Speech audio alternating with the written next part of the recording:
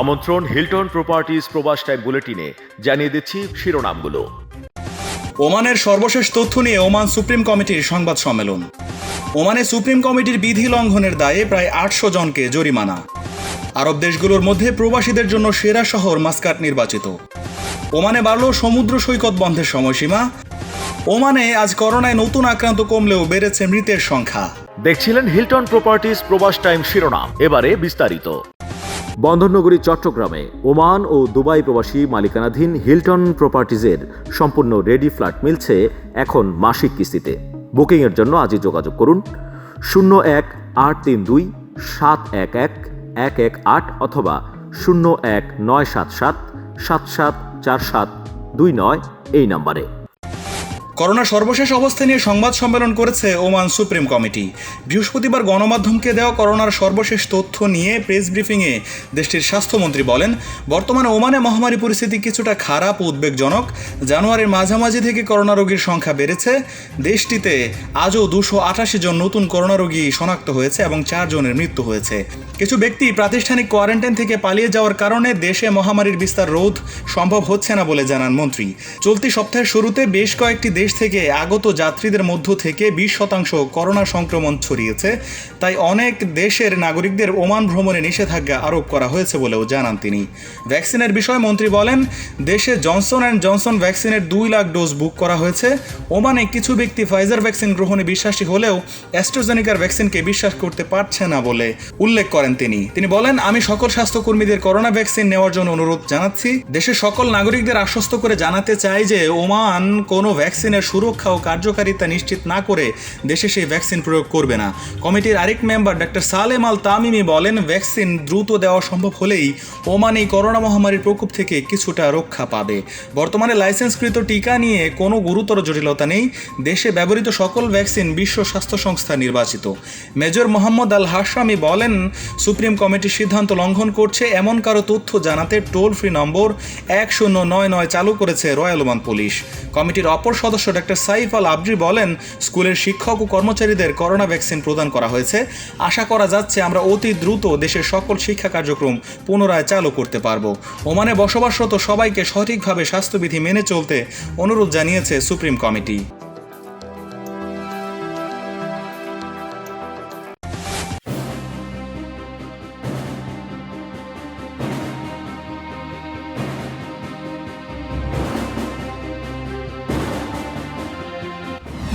নিজ রাষ্ট্রীয় অভিযোগের পরিপ্রেক্ষিতে প্রবাস ছেড়ে সপরিবারে দেশে আসতে বাধ্য হই। বিশেষের রোষানলের শিকার হয়ে সর্বস্ব ত্যাগ করে সপরিবারে আমি দেশে ফিরতে বাধ্য হই।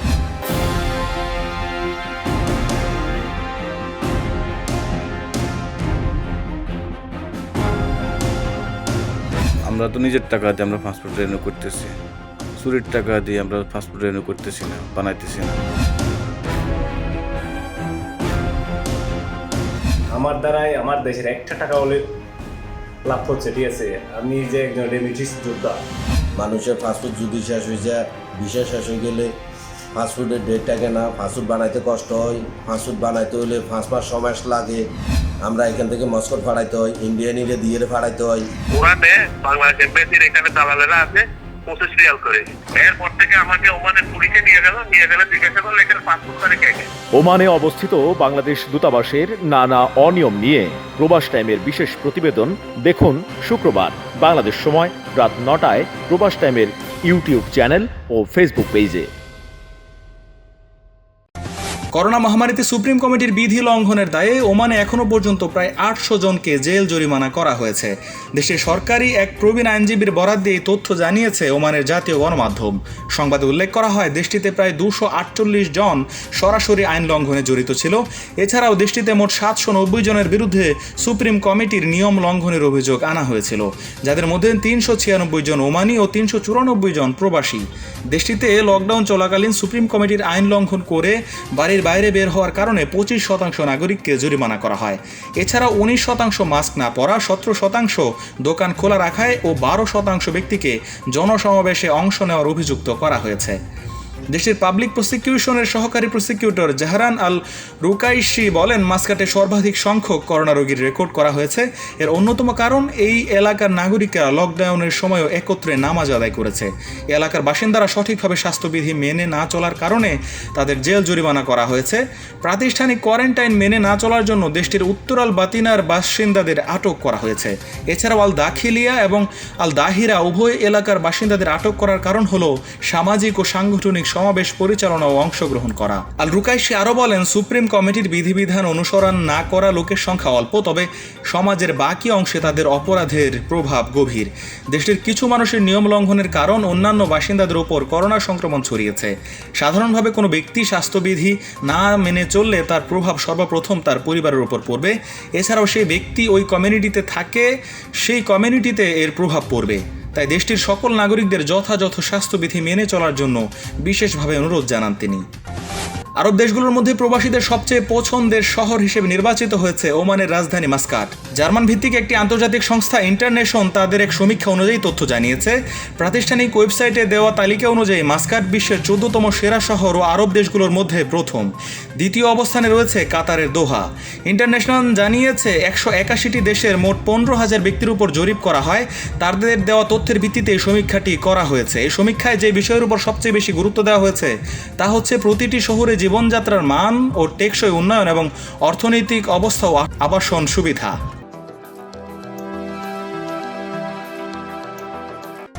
করোনা পরিস্থিতি ঊর্ধ্বমুখী হওয়াতে ওমানে পরবর্তী নির্দেশনা না দেওয়া পর্যন্ত দেশটির সকল সমুদ্র সৈকত ও পাবলিক পার্ক বন্ধের সময়সীমা বাড়ানো হয়েছে। করোনা সংক্রমণের হার হঠাৎ বেড়ে যাওয়ায় বৃহস্পতিবার সুপ্রিম কমিটির এই সিদ্ধান্ত নিয়েছে। কমিটি জানিয়েছে, নতুন সিদ্ধান্তটি দেশের সকল প্রদেশের জন্য প্রযোজ্য। সেই সাথে দেশটিতে সকল ধরনের সমাবেশ নিষিদ্ধ করা হয়েছে। এছাড়াও নিজস্ব গাড়ি বা ব্যক্তিগত জায়গায় পারিবারিক জমায়েত না করার জন্য অনুরোধ জানানো হয়। ওমানে মহামারী করোনায় আজ নতুন আক্রান্তের সংখ্যা কিছুটা কমলেও গতকালের তুলনায় 2.5 গুণ বেড়েছে মৃতের সংখ্যা। বৃহস্পতিবার ওমান স্বাস্থ্য মন্ত্রণালয়ের দেওয়া তথ্য অনুসারে দেশটিতে গত 24 ঘন্টায় নতুন আক্রান্ত রোগীর সংখ্যা 288 জন এবং মৃতের সংখ্যা 4 জন। দেশটিতে এখন পর্যন্ত মোট আক্রান্তের সংখ্যা দাঁড়িয়েছে 1,40,588 জন এবং মোট সুস্থের সংখ্যা 1,31,684 জন। নতুন 4 জনের মৃত্যুসহ মোট মৃতের সংখ্যা 1,062 জন। দেশটিতে মোট সুস্থতার সূচক গত 14 দিন যাবৎ অপরিবর্তিত অবস্থায় 94% রয়েছে। গত 24 ঘন্টায় দেশের বিভিন্ন হাসপাতালে নতুন ভর্তি রোগীর সংখ্যা 29 জন।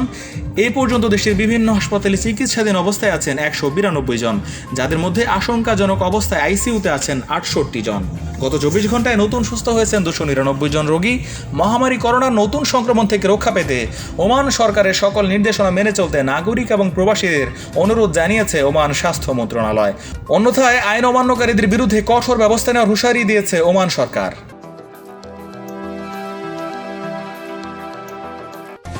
মহামারী করোনার দ্বিতীয় ঢেউয়ে যখন বিপর্যস্ত গোটা বিশ্ব, তখনই ভ্যাকসিন নিয়ে আশার আলো দেখালো যুক্তরাষ্ট্রের কোম্পানি জনসন অ্যান্ড জনসনের তৈরি করোনা টিকা। দেশটির খাদ্য ওষুধ প্রশাসন কর্তৃপক্ষ বলছে, জনসনের 1 ডোজ ভ্যাকসিনই নিরাপদ ও কার্যকর প্রমাণিত হয়েছে। গতকাল আন্তর্জাতিক বার্তা সংস্থা রয়টার্সের এক প্রতিবেদনে এসব তথ্য জানানো হয়েছে। এখন পর্যন্ত করোনা ভাইরাসের সংক্রমণ ঠেকাতে কার্যকর যতগুলো টিকা বাজারে এসেছে তার সবগুলোর 2 ডোজ করে নিতে হয়, কিন্তু জনসন কোম্পানির এই করোনা টিকা অনুমোদন পেলে তার 1টি ডোজই যথেষ্ট হবে।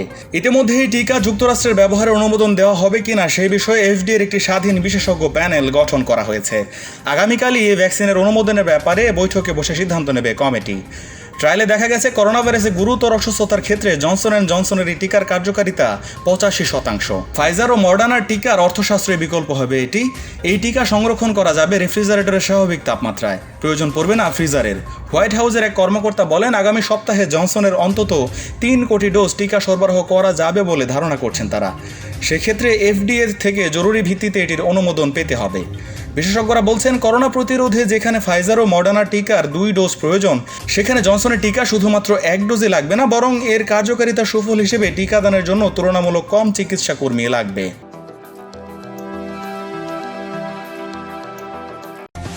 ওমানের উত্তর প্রদেশগুলোতে হালকা থেকে মাঝারি বৃষ্টিপাতের সম্ভাবনা রয়েছে বলে জানিয়েছে দেশটির আবহাওয়া অধিদপ্তর। আজ এক বিবৃতিতে জানিয়েছে দেশটির উত্তরাঞ্চলীয় এলাকা শারকিয়া আল ওস্তা এবং সালালা অঞ্চলের আকাশ আংশিক মেঘলা অবস্থায় রয়েছে। আবহাওয়া অধিদপ্তরের তথ্য অনুযায়ী আজ মাসকাটে সর্বনিম্ন তাপমাত্রা 20 ডিগ্রি এবং সর্বোচ্চ তাপমাত্রা 30 ডিগ্রি। এছাড়াও সোহারের 20 থেকে 30 ডিগ্রি, ইব্রিতে 18 থেকে 33 ডিগ্রি, নিজওয়াতে 17 থেকে 33 ডিগ্রি, রুস্তাকে 18 থেকে 32 ডিগ্রি। আজ সবচেয়ে বেশি তাপমাত্রা আদম, মাহুদ ও আল মুধাইবি এলাকায় 34 ডিগ্রি এবং জাবাল শামসে সর্বনিম্ন 8 ডিগ্রি সেলসিয়াস রেকর্ড করা হয়েছে বলে জানিয়েছে ওমান নিউজ এজেন্সি। বৈশ্বিক মহামারী করোনার আগ্রাসনে দেশের অন্যান্য সেক্টরে ধস নামলেও একের পর এক রেকর্ড ভাঙছে প্রবাসীদের পাঠানো রেমিটেন্স। 2020-21 অর্থ বছরের প্রথমার্ধে দেশে রেমিটেন্সের প্রবাহ বেড়েছে 37.59% বা $3.54 বিলিয়ন।